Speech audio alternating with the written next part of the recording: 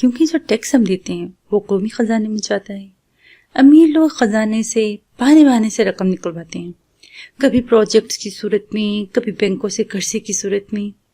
امیر لوگ پھر وہ رقم کبھی واپس نہیں کرتے، اسی رقم سے وہ اپنے بچوں کی سالگرہیں کرتے ہیں۔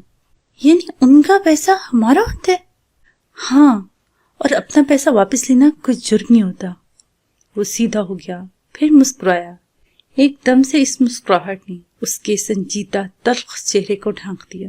چلو اوپر چھت پہ چلیں، میں ملاقہ کا نظارہ کرنا چاہتا ہوں۔ تالیہ نے گہری سانس لی۔ آپ کو چھت سے ہر وقت شہر دیکھنا کیوں پسند ہے انچے ذوالکفلی؟ وہ افسوس سے بولی تھی۔ وہ جواب میں کچھ کہہ رہا تھا۔ وہ دونوں اب راہداری میں چلتے دور ہوتے جا رہے تھے۔ ان کی آوازیں مدھم ہو رہی تھیں۔ تالیہ مت کرو، رکو، سٹاپ اٹ۔ وہ اب کے جھڑک کے بولا تو وہ جو رسی مسلسل کھینچ رہی تھی ٹھہری۔ گردن اٹھا کے بھیگی آنکھوں سے اسے دیکھا۔ یہ کون لوگ ہیں؟ انہوں نے ہمیں کیوں پکڑا ہے؟ پلکیں جھپکائیں تو بصارت واضح ہوئی، جیسے پانی گدلے شیشے کو صاف کرتے۔ جامنی اندھیرے میں فاتح کا چہرہ صاف دکھائی دینے لگا۔ میں نہیں جانتا، میں ان کی زبان نہیں سمجھتا۔ وہ مدھم آواز میں بتانے لگا، انہوں نے ہمارے اوپر تلواریں تان لی تھیں۔ تو آپ لوگوں نے مزاحمت کیوں نہیں کی؟ ایڈم کے پاس تو پستول بھی تھا۔ وہ شاکی نظروں سے ان دونوں کو دیکھ رہی تھی، جیسے ان کی بہادری پہ شک ہوا ہو۔ میں تو اس کو شوٹ کرنا چاہتا تھا مگر سر نے روک دیا، ایڈم گلہ امیز انداز میں بولا۔ ایڈم نے آج تک ایک جیتا جاگتا انسان نہیں مارا۔ میں تم دونوں کو خطرے میں نہیں ڈالنا چاہتا تھا۔ وہ گہری سانس لے کر بولا اور پنجرے کی سلاخوں سے ٹک لگا لی۔ سفید گدلی شرٹ کے آستین اوپر چڑھائے، مٹی لگے چہرے کے ساتھ وہ سنجیدہ لگ رہا تھا۔ اس کے ہاتھ پیر ویسے بھی بندھے تھے، اور جب میں نے ان کی گاڑی دیکھی تو کوئی مزاحمت نہیں کی۔ گاڑی کا مطلب تھا کہ وہ راستوں سے واقف ہیں۔ میں ان کی زبان نہیں سمجھتا، مگر وہ بار بار ایک ہی لفظ دہرا رہے تھے، ملاقہ۔ یقیناً یہ گاڑی ملاقہ شہر جا رہی ہے، اور آپ نے خود کو بندھوا کے جانوروں کی طرح اس پنجرے میں ڈالنے دیا ان کو؟ کوئی مزاحمت نہیں کی؟ وہ غصے سے بولی، سر ابھی تک گول گول گھوم رہا تھا۔ صرف اس لیے کہ وہ ملاقہ جا رہے تھے، ان کو جنگل سے نکلنے کا راستہ معلوم تھا۔ کیا تم بھول گئی؟ Eyes on the prize? اور ہماری منزل ملاقہ ہے۔ منزل پہ سمجھوتا نہیں کیا جاتا، راستوں اور طریقوں پہ کر لیا جاتا ہے۔ وہ بالکل چپ ہو گئی، پھر سر دھیرے سے سلاخوں سے ٹکا دیا اور نظریں باہر دوڑتے کھیتوں پہ جما دی۔ چاند نکل آیا اور کھیت اندھیرے میں چاندنی کے باعث مدھم مدھم سے نظر آ رہے تھے۔ گھوڑوں کے قدم دھول اڑاتی تیزی سے آگے بڑھتے جا رہے تھے۔ گلے کے باغیچے میں بہار کے ڈھیروں پھول کھلے تھے اور ان کی خوشبو گھاس پہ بیٹھے لوگ محسوس کر سکتے تھے۔ وہ گھاس پہ آلتی پالتی کیے بیٹھی تھی اور سامنے ہیڈ والا مسکراتا ہوا ذوالکفلی بیٹھا تھا۔ اور کیا ہے وہ جادو جو آپ نے مجھے دکھانا تھا؟ وہ مسکرا کے دلچسپی سے پوچھ رہی تھی، انداز میں اعتماد اور انسیت تھی۔ ہاں وہ مسکرایا اور جیب میں ہاتھ ڈالا۔ تالیہ آگے کو جھکی اور جب مٹھی باہر نکال کے کھولی تو اس میں ایک سکہ تھا۔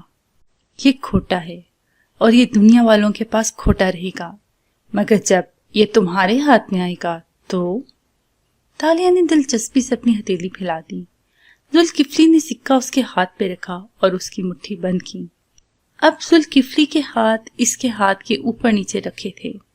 پھر اس نے تالیہ کی آنکھوں میں دیکھا، مگر تمہارے ہاتھ میں وہ کھوٹا نہیں رہے گا، وہ تمہارے دل جیسا ہو جائے گا، خوشبودار اور خوبصورت۔ اس نے ہاتھ کھینچ لیے۔ تالیہ نے بند مٹھی دھیرے سے کھولی۔ اندر سکہ نہیں تھا، اندر پیلا گلاب تھا۔ اس کی آنکھیں بے یقینی سے پوری کھل گئیں۔ یہ کیسے؟ الفاظ ٹوٹ گئے۔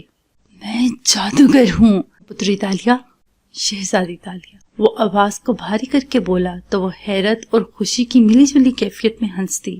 اور وہ سکہ کہاں گیا؟ تمہاری جیب میں۔ تالیہ نے جلدی سے فراک کی جیب میں ہاتھ ڈالا اور اندر سکہ واقعی رکھا تھا۔ اس کا چہرہ دمک اٹھا۔ کیا آپ مجھے یہ جادو سکھا سکتی ہیں؟ وہ لجاجت سے بولی، مگر ذوالکفلی گھڑی دیکھتے اٹھ رہا تھا۔ مجھے ابھی چھت سے ڈوبتا سورج دیکھنا ہے، اس کے بعد پلیز ابھی۔ وہ منت کرنے لگی، مگر وہ مسکرا کے اپنا ہیڈ درست کرتا آگے بڑھ گیا۔ سب کہتے ہیں ذوالکفلی صاحب یہاں تمہاری وجہ سے ٹھہرے ہیں۔ ایک کم عمر بچہ اس کے قریب آ کے بیٹھا اور دھیرے سے کان میں سرگوشی کی۔ تالیہ کا چہرہ مزید چمک اٹھا مگر بظاہر خفگی سے اس کی طرف مڑی۔ وہ ناول لکھ رہی ہیں، بس اس لیے ٹھہری ہیں؟ نہیں، کل مسز اگنس بھی کہہ رہی تھی کہ وہ ایسے بچے کو اڈاپٹ کرنا چاہتی ہیں جس سے ان کی انڈرسٹینڈنگ ہو جائے۔ وہ شاید تمہارے فوسٹر فادر بن کے تمہیں اڈاپٹ کر لیں گی۔ تم لکی ہو تالیہ، تم یہاں سے چلی جاؤ گی۔ وہ سمجھداری سے کہہ کے اٹھ گیا تو وہ مسکرا کے پھر سے ان دونوں چیزوں کا جائزہ لینے لگی، ایک کھوٹا سکہ اور ایک پیلا گلاب۔ واو، جسٹ واو۔ رات گہری ہو رہی تھی اور گھوڑا گاڑی کی رفتار قطرے سست ہو گئی تھی۔ وہ ہنوز پنجرے کی سلاخوں سے سر ٹکائے ہوئے تھی، البتہ نیند اب پوری طرح کھل چکی تھی اور آنکھیں دور سڑک پہ جمی تھیں۔ اوپر تاروں بھرا آسمان تھا، اتنے تارے، گویا سیاہ دوپٹے پہ افشاں انڈیل دی گئی۔ اس دنیا میں سب کچھ ہمارے ملیشیا سے مختلف ہے، بس ایک ہوا ویسی ہی ہے۔ وہ سڑک کو تکتے بولی، آپ کی اطلاع کے لیے چیتالیہ، ہوا بھی ویسی نہیں ہے۔ کیا؟ تالیہ نے چونک کے گردن موڑی۔ جب 60-70 سال پہلے امریکہ نے جاپان پہ ایٹم بم برسائے تھے تو وہ بم ساری دنیا کی فضا کو آلودہ کر گئے تھے، یعنی ہمارے پلانٹ ارتھ کی فضا میں، مٹی میں، پھلوں میں، ہر چیز میں ہلکا ہلکا سا سیزیم 137 شامل ہو گیا تھا اور قیامت تک شامل رہے گا۔ اس سے پہلے یہ قدرتی طور پر فضا میں نہیں ہوتا تھا، یعنی ابھی ایڈم نے گہری سانس اندر کھینچی، ابھی فضا اس سے پاک ہے۔ مگر ظاہر ہے، آپ کو کیا معلوم، اب کتابیں تھوڑی پڑھتی ہیں۔ فاتح نے فوراً تالیہ کا چہرہ دیکھا، کوئی رد عمل، مگر خلاف توقع اس نے برا نہیں مانا، بس سر واپس سلاخوں سے ٹکا دیا۔ ایک جھٹکے سے گاڑی رک گئی۔ جھٹکا اتنا زور کا تھا کہ تالیہ کا سر جھول کے دوبارہ سلاخوں سے آ کر ٹکرایا، لبوں سے کراہ نکلی۔ گاڑی کی اگلی نشستوں سے کوئی جست لگا کے اترا اور پیچھے آیا۔ سر پہ پٹی باندھے وہ سانولا سا آدمی تھا۔ اس نے ان تینوں کو باری باری گھورتے ہوئے سلاخوں کے درمیان سے ہاتھ اندر بڑھایا جس میں 3 رول سے تھے، خوشبو بھی اچھی تھی۔ ساتھ ہی اس نے اپنی زبان میں کچھ کہا۔ تالیہ کا ہاتھ سب سے پہلے بڑھا۔ اس نے جلدی سے رول تھاما اور آنکھوں کے قریب کر کے دیکھا۔ روٹی جیسی چیز میں لپٹا کیمے جیسا امیزا۔ اس نے ندیدوں کی طرح دانت اندر گاڑے، گیلا بھی تھا جیسے کوئی سوس اندر لگی ہو۔ مختلف سا ذائقہ تھا مگر مزیدار تھا۔ اتنے دنوں کی محرومی جاگ اٹھی، وہ جلدی جلدی کھانے لگی۔ فاتح نے باقی دونوں رول تھامے اور ایک ایڈم کی طرف بڑھا دیا۔ رسیاں سختی سے بندھی تھیں مگر لمبی تھیں، وہ ہاتھ قدرے آگے پیچھے بڑھا سکتا تھا۔ اب وہ آدمی اپنی زبان میں کچھ کہہ رہا تھا۔ فاتح نے قدرے اقتا کے سے دیکھا۔ وقت ضائع مت کرو، ہم تمہاری زبان نہیں سمجھتے۔ کیا تم ہمیں ملاقہ لے کے جا رہے ہو؟ وہ لقمے سے بھرے منہ کے ساتھ ایک دم بولی۔ اس کے لبوں سے نکلنے والے الفاظ، لہجہ، زبان اس کے ساتھی مسافروں کے لیے اجنبی تھا۔ وہ ان فاتح نے بے یقینی سے آئی برو اٹھایا۔ ایڈم کا منہ کھل گیا۔ وہ آدمی بھی چونکا تھا۔ ہاں، ہم ملاقہ جا رہے ہیں، مگر تم نے ہمیں باندھا کیوں ہے؟ ہمارا جرم کیا ہے؟ وہ رات کی تاریکی میں سلاخوں کے پار کھڑے آدمی سے ناڈر انداز میں پوچھ رہی تھی۔ فاتح بس اسے دیکھ رہا تھا۔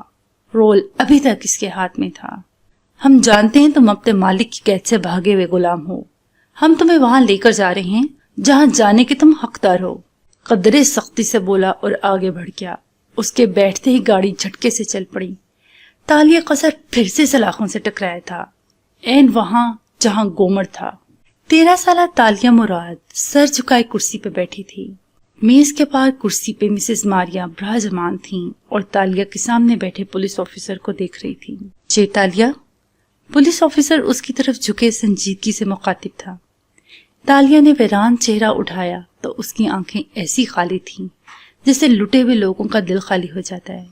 مسز ماریا نے بتایا کہ سارے یتیم خانے میں سب سے زیادہ ذوالکفلی تم سے گھلتا ملتا تھا۔ تالیہ نے کھوئے انداز میں سر ہلا دیا۔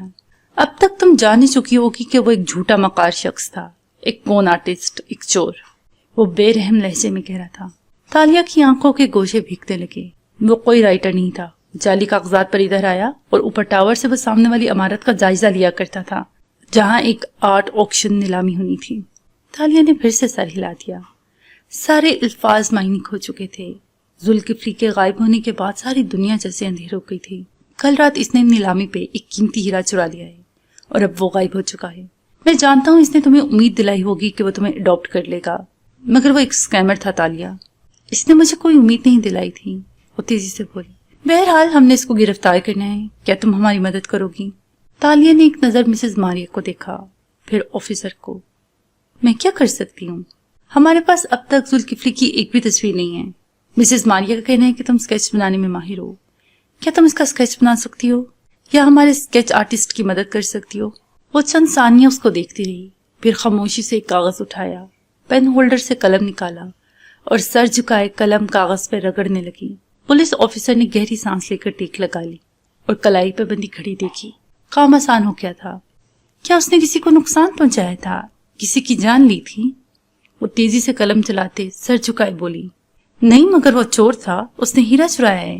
ये बहुत बड़ा नुकसान है मिसेस उस्मान के लिए। मिसेस उस्मान वही जिनकी पोती की सालगिरह पर यतीम खाने में खाने के डब्बे आते हैं? हाँ वही तालिया, मिसेस मारिया ने तायीद की।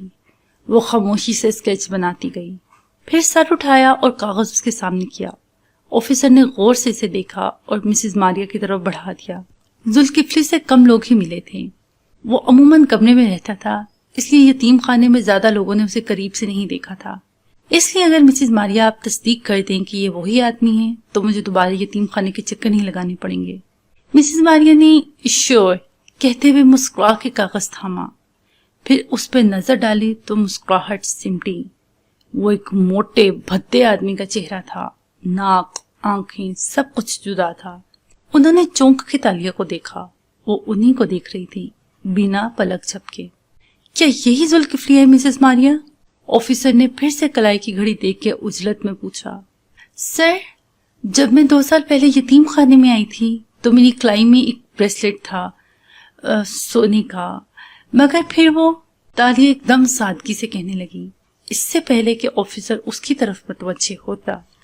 मिसेस मारिया जल्दी से बोली, जी यही है वो, और तेजी से कागज वापस बढ़ाया। रंगत कदरे फीकी पड़ी थी। शुक्रिया। इसने कागज थामा और तालिया को देखा। तुम्हारे ब्रेसलेट का क्या? तालिया ने एक चुभती हुई नजर मिसेस मारिया पे डाली, जो हैरान भी थी और फीकी भी पड़ी हुई थी। फिर जरा सा मुस्कुराई। मैं कह रही थी कि मेरा ब्रेसलेट बिल्कुल आपकी घड़ी जैसा लगता था, इतना ही खूबसूरत। मारिया के लबों से बेख्तियार सुकून भरी सांस खारिज हुई। ओके। ऑफिसर रस्मन मुस्कुराया और उठ खड़ा हुआ। हम उम्मीद करते हैं कि आप जुल्किफ्ली की तस्वीर दिखा के मजीद हमारे लोगों को हरासा नहीं करेंगी, क्योंकि अगर बात फैल गई कि तालिया ने तस्वीर बनाई है, यह तस्वीर हमारी तरफ से आपको मिली है, तो जुल्किफ्ली या उसके साथी हमें जानी नुकसान भी पहुंचा सकते हैं। आप बिल्कुल बेफिक्र हैं मिसेस मारिया, हम दोबारा आपको जहमत नहीं देंगे। बॉब शुक्रिया अदा करा था। उसके जाने के बाद ऑफिस में कितनी ही देर खामोशी छाई रही। फिर तालिया उठ के दरवाजे की तरफ बढ़ गई। तुमने जुल्किफ्ली को क्यों बचाया? वो पूछे बिना ना रह सकी। वो एक चोर है। नन्ही लड़की मुड़ी और सपाट नजरों से उनको देखा। यहाँ कौन चोर नहीं है? मिसेस मारिया पे घड़ों पानी पड़ गया था। तालिया बिनते मुराद अब बाहर जा चुकी थी। घोड़े के टापों की आवाज रात के मुकद्दस सन्नाटे को चीर रही थी। उसके सर का गोमड़ फिर से दर्द करने लगा था, मगर वो परवाह किए बिना मरकूबियत से इस रोल को खा रही थी। तुम इनकी जबान बोल सकती हो? फातिह अभी तक ताजुब से इसे देख रहा था। तालिया ने इस बात में सर हिलाया। मुंह लुकमे से फूला हुआ था। ये वो नजाकत से टेबल पे छुरी कांटे से खाने वाली सोशलाइट नहीं थी जो एक रात असरा, अशर और उसके साथ उनके ड्राइंग रूम में खाना खाते हुए खाइल गजाल की बात कर रही थी। मगर कैसे? क्योंकि लुकमे के बाइस आवाज फंसी फंसी निकली। मैं 11 साल इसी मलाका में बड़ी हुई थी। जबान आती है मुझे। और हाँ, वो कह रहा था कि शायद हम भागे हुए गुलाम हैं, मगर तुम्हारी याददाश्त तो खो गई थी। तुम्हें जबान कैसे याद रह गई? पता नहीं। तालिया ने कंधे उचकाए और तेजी से खाने लगी। क्योंकि सर, एडम खनखार के बोला। रोल उसके हाथ में भी था, मगर वो जरा तहजीब से खा रहा था। याददाश्तें और अलूम एक जगह दिमाग में स्टोर नहीं होते। گو کہ ابھی تک اس کی وجہ نہیں معلوم ہو سکی کہ اکثر یادداشت کھو جانے والے لوگوں کو اپنی زبان اور بہت سے عام معلومات کیسے یاد رہ جاتی ہیں، مگر شاید اس لیے کہ ان کے ذہن کا وہ حصہ متاثر ہوتا ہے جہاں ان کی یادیں ہوتی ہیں، وہ نہیں جہاں معلومات ہوتی ہیں۔ آپ کھا کیوں نہیں رہے سر؟ کہتے ہوئے وہ اپنا رول لبوں تک لے گیا اور لقمہ دانتوں سے توڑا۔ فاتح نے جواب میں سوچتی نظروں سے اس رول کو دیکھا۔ اس میں گوشت ہے۔ ملاقہ مسلمان ملک ہے سر، یہ حلال ہوگا، ویسے بھی اس حالت میں سب جائز ہوتا ہے۔ یہ بات نہیں ہے، گوشت ہر دور میں قیمتی غذا رہی ہے اور ان لوگوں نے ہمیں قیدی بنایا ہے، قیدیوں کو اتنی اچھی غذا کون دیتا ہے؟ وہ سوچ میں ڈوبا تھا، مگر وہ دونوں اس کی بات پہ غور نہیں کرنا چاہتے تھے۔ وہ خاموشی سے اپنا اپنا کھانا کھا رہے تھے۔ رات قطرہ قطرہ پگھلتی جا رہی تھی۔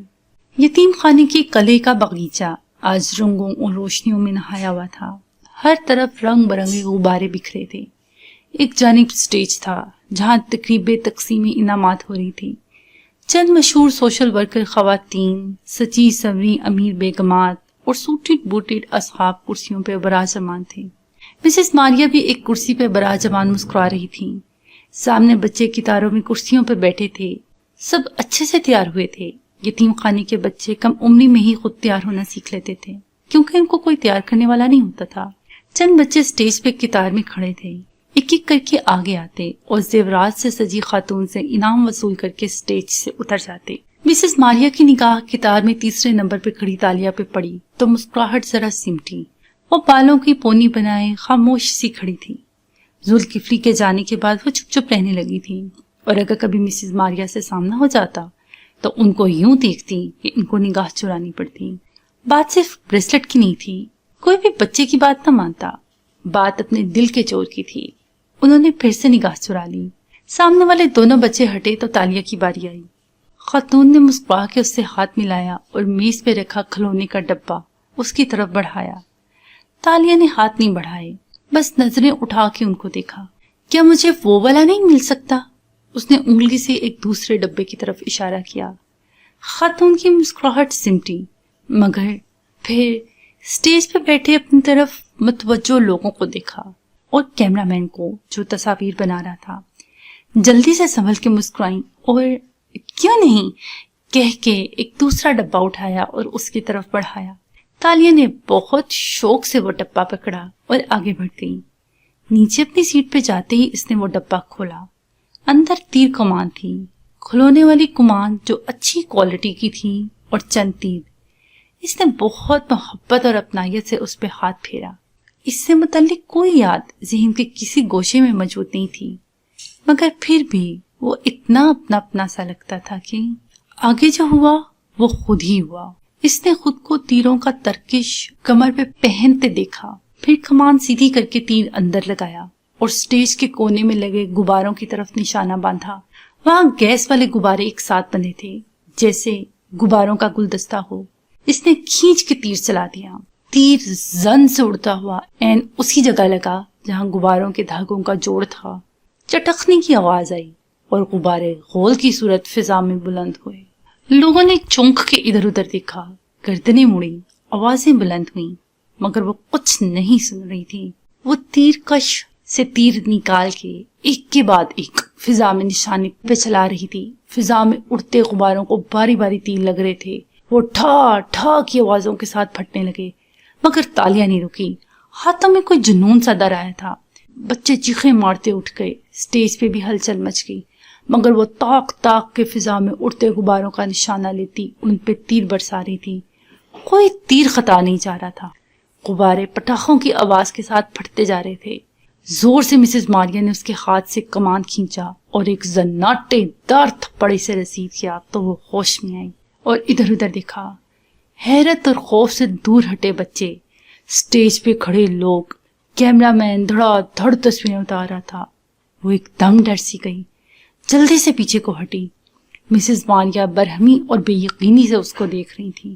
اس لمحے انہوں نے فیصلہ کر لیا تھا کہ اس لڑکی کو وہ مزید اپنے یتیم خانے میں برداشت نہیں کر سکتی۔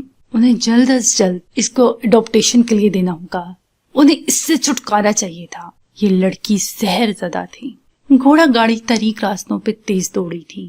فاتح اکڑوں بیٹھا تھا और बंधे हुए हाथ घुटनों पे रखे थे। रोल वो खा चुका था मगर सोच में डूबा था। बाकी दोनों भी खामोश थे। ऐसे में वो बार बार अपने बंधे हाथ जेब तक ले जाने के लिए उठाता, फिर ठहर जाता। ना हाथ वो जेब तक ले जा सकता था, ना जेब में वो बटुआ था जिसके अंदर झांकने की तड़प उसकी आदतों में शामिल थी। जाने वो कहाँ गिर गया था। तालिया हनूज सलाखों से सर टिकाए बैठी थी। एडम बारी बारी उन दोनों को देख रहा था। अब हमने क्या करना है? उसने यकसानियत से उकता के सवाल पूछा तो तालिया ने चेहरा मोड़ा। उसकी आंखें सपाट सी थीं। हमने शहजादी ताशा को ढूंढना है और वो हमें मेरे बापा तक ले जाएगी। मगर से तालिया, हम इस वक्त कैद में हैं। इसने जत्ता के याद कराया। अब नहीं रहेंगे। कहती हुई वो सीधी हो बैठी और बंधे हुए हाथ सामने उठाए, फिर कलाइयों को मोड़ने लगी। एडम की नजरों में अचंभा उभरा। रस्सियां पक्की बंधी हैं, ये चूड़ियां नहीं हैं जिनसे आप कलाइयां निकाल लें। तालिया ने एक संजीदा नजर उस पर डाली। मैं केएल की सबसे माहिर चोर इसीलिए हूँ क्योंकि मुझे अपने हाथों को हथकड़ियों से निकालने का फन आता है। वो एक मखसूस जाविये पे हाथों को इकट्ठा करके मुड़े जा रही थी। फातिह ने सताइश से आईब्रो उठाई। मैंने सुन रखा था कि ऐसे ट्रिक्स होते हैं, मगर मुझे यकीन नहीं था कि ये हकीकत में मुमकिन है। पहली दफा देख रहा हूँ। किससे सीखा तुमने ये? इसने नजरें उठा के फातिह को देखा। जादूगर से। इसके हाथ मुसलसल रस्सियों से निकलने की कोशिश कर रहे थे।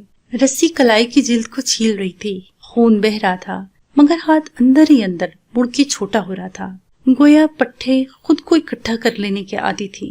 वो लाहौर की एक अपर क्लास कॉलोनी थी जहाँ कितार में छोटे छोटे बंगले बने थे। तीसरे नंबर के बंगले के अंदर किचन में आओ ऊंची स्याह पोनी वाली तालिया सिंक के सामने खड़ी बर्तन धो रही थी।